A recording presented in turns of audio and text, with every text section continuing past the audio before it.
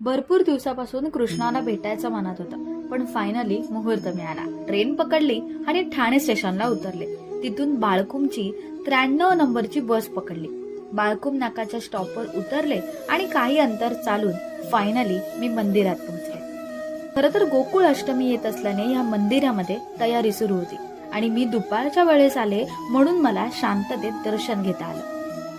हे मंदिर पहाटे 4 वाजता ओपन होतं आणि दुपारी 1 वाजता बंद होतं आणि पुन्हा 4 वाजता ते सुरू होतं. या मंदिरात येताच एक वेगळीच ऊर्जा मिळते.